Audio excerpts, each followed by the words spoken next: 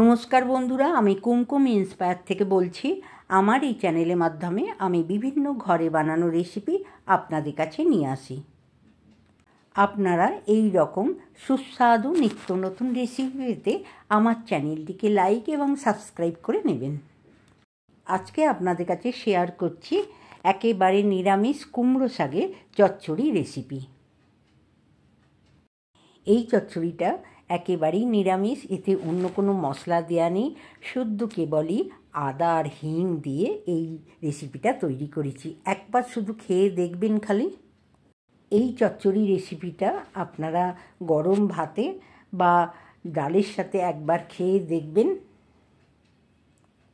কুমড়ো শাকের চচ্চড়িটা একবার খেয়ে দেখবেন। যারা চচ্চড়ি ভালোবাসেন তাদের তো ভালো লাগবেই, আর যারা ভালোবাসেন না তাদেরও ভালো লাগবে। চচ্চড়িটা খেয়ে কমেন্ট করে জানাবেন আপনাদের কেমন লাগলো। কুমড়ো শাকের চচ্চড়ির জন্য কুমড়ো শাকটা আমি কেটে নিয়েছি। শাকটা ছোট ছোট করে কেটে নিয়েছি, আর ডাঁটাটা একটা রোয়া মতন থাকে সেটা ছাড়িয়ে নিয়েছি। কুমড়ো শাক চচ্চড়ি করার জন্য আমি 5 মিশালি সবজি এখানে ব্যবহার করেছি, যেটা কুমড়ো, আলু, পটল, গাজর, তারপর হচ্ছে বেগুন, শশার টুকরো ছিল সেটাও আমি ব্যবহার করেছি, সব রকমের সবজি। গ্যাসেতে আমি কুকারটা বসিয়ে দিয়েছি। এর মধ্যেই শাকটা আমি ভালো করে 2-3 বার ধুয়ে নিয়েছি। নিয়ে এইবারে কুকারের মধ্যে দিয়ে আমি এটা সেদ্ধ করে নেব, তাই কুকারের মধ্যে নিয়ে নিলাম। নিয়ে নিচ্ছি সামান্য একটু লবণ, আর দিচ্ছি সামান্য একটু জল দিয়ে কুকারটা ঢাকা দিয়ে সিটি বাজিয়ে নেব। আমি এখানে কুকারে 2টো সিটি দিয়ে কুকারটা বন্ধ করে রাখলাম। 2 কি 3টে সিটি দিলেই হবে। কুমড়ো শাক করার জন্য কড়াইটা বসিয়ে দিয়েছিলাম। এবারে এর মধ্যে বড় চামচের 2 চামচ আমি তেল নিয়ে নিলাম, আর সর্ষের তেল নিয়ে নিলাম। এর মধ্যে আমি 5টা বড়ি নিয়ে নিলাম। 5 পিস বড়ি দিয়ে আমি নাড়াচাড়া করে ভালো করে বড়িটা লাল করে ভেজে নিলাম। আমি কড়াইয়ের ডালের বড়ি নিয়েছি, আপনারা এখানে মটর ডালের বড়িও নিতে পারেন। দেখুন বড়িটা লাল করে ভাজা হয়ে গেছে।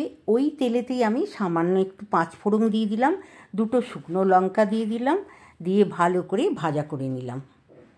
ফোড়নটা অর্ধেক ভাজা হয়ে যেতে এর মধ্যে দিয়ে দিচ্ছি 2 চিমটির মতন হিং।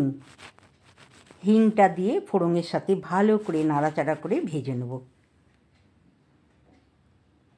ফোড়ন আর হিংটা আমার ভালো করে ভাজা হয়ে গেছে। এইবার আমি সবজিগুলো এর মধ্যে দিয়ে দিলাম। এই যে হিঙের গন্ধটা সবজিতে হয়ে যাবে, এত সুন্দর খেতে হবে, আপনারা খেলে এটা বুঝতে পারবেন।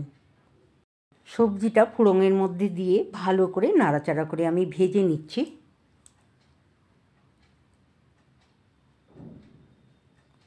সবজিটা নাড়াচাড়া করে ভেজে নিয়ে আমি 2 মিনিট লো ফ্লেমে ঢাকা দিয়ে একটু রাখলাম। 2 মিনিট তো হয়ে গেছে, ঢাকা খুলে দেখে নিচ্ছি। দেখুন সবজিগুলো নরমও হয়ে গেছে আর ভালো ভাজাও হয়ে গেছে। এর মধ্যে দিয়ে দিচ্ছি 1/2 চামচ কাঁচা লঙ্কা আর 1/2 চামচ আদার পেস্ট। এই 2টো জিনিস দিয়ে হেভি খেতে হবে এই চচ্চড়িটা। আর দিলাম 1/2 চামচ হলুদের গুঁড়ো। ভালো করে সব কিছু দিয়ে মিশিয়ে নিলাম। আদা আর কাঁচা লঙ্কা দিয়ে ভালো করে সবজিটাকে আমি কষিয়ে নিলাম। এইবার কষা আমার হয়ে গেছে। এর মধ্যে দিয়ে দিচ্ছি সেদ্ধ করে রাখা কুমড়ো শাক আর ডাঁটাটা। শাকটা আমি কুকারেতে আগেই সেদ্ধ করে রেখেছিলাম, তার জন্য শাকটা খুব নরমও হয়ে গেছে। শাক দিয়ে সবজির সাথে ভালো করে মিশিয়ে নিলাম।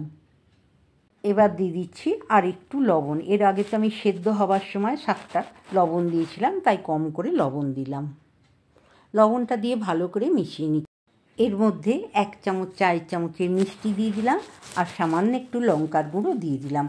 আর চচ্চড়িতে মিষ্টি একটু দিলে ভালোই লাগে, আপনারা যদি মিষ্টি না খান তাহলে দেবেন না।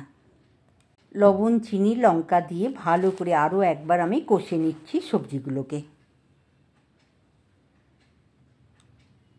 কুমড়ো শাকটা আমার ভালো করে কষা হয়ে গেছে। এর মধ্যে দিয়ে দিলাম সামান্য একটু জল। কুমড়ো শাকটা তো সেদ্ধ করাই আছে, শুধু সবজিগুলো নরম হওয়ার জন্য একটু জল দিলাম। জলটা দিয়ে ভালো করে মিশিয়ে নিলাম, আর একটা ঢাকা দিয়ে 2 মিনিট লো ফ্লেমে ফুটিয়ে নেব। 2 মিনিট হয়ে গেছে, আমি ঢাকাটা খুলে দেখে নিচ্ছি। জলটা অনেকটা শুকনোও হয়ে গেছে।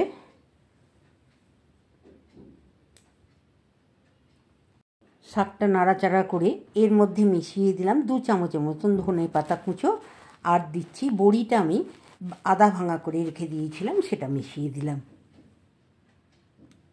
এখন আমি বড়ি আর ধনে পাতাটা ভালো করে শাকের সাথে মিশিয়ে নেব।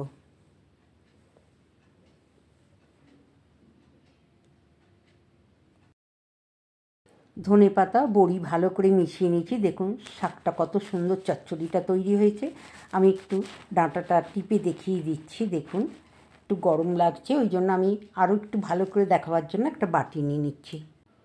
একটা বাটি নিয়ে নিলাম, ওতে একটু ঠান্ডা জল নিয়ে দেখুন দেখিয়ে দিচ্ছি কত সুন্দর ডাঁটাটা গলে গেছে, যার জন্য এই চচ্চড়িটা খেতে খুবই সুন্দর হবে। একবার এইভাবে তৈরি করে খেয়ে দেখুন। চচ্চড়িটা আমার মাখা মাখা তৈরি হয়ে গেছে। আর এর মধ্যে দিয়ে দিচ্ছি আমার বাড়িতে একটু ভাজা মশলা তৈরি করা থাকে, সেটা মিশিয়ে দিলাম, যেটা এই কুমড়ো শাকের চচ্চড়িটাকে আরও টেস্টি করে তুলবে। মশলা গুঁড়োটা দিয়ে ভালো করে আমি শাকটা মিশিয়ে নিলাম। এইবার আমি প্লেটের মধ্যে তুলে নিচ্ছি।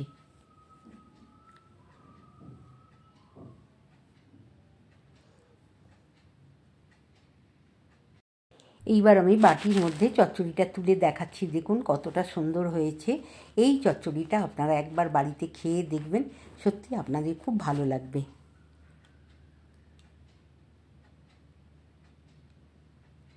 আমি 2টো ভাজা বড়ি আর 2টো শুকনো লঙ্কা রেখে দিয়েছিলাম, সেটা আমি সাজিয়ে দেবার জন্য দেখুন আমি চচ্চড়িটার উপরে এগুলো দিয়ে একটু সাজিয়ে নিলাম। আপনাদের কুমড়ো শাক চচ্চড়িটা কেমন লাগলো? ভালো লাগলে বাড়িতে তৈরি করে খেয়ে দেখবেন, একবার কেন বারবার খেতে ইচ্ছা করবে। রেসিপিটা ভালো লাগলে লাইক করবেন, কমেন্ট করবেন আর বন্ধুদের মধ্যে শেয়ার করবেন। আমার চ্যানেলে নতুন বন্ধু হলে চ্যানেলটি সাবস্ক্রাইব করবেন, লাইক করতে অবশ্যই ভুলবেন না। আর নতুন নতুন ভিডিও আপলোড হলে আপনাদের কাছে পৌঁছে যাবে। ভালো থাকবেন, নমস্কার।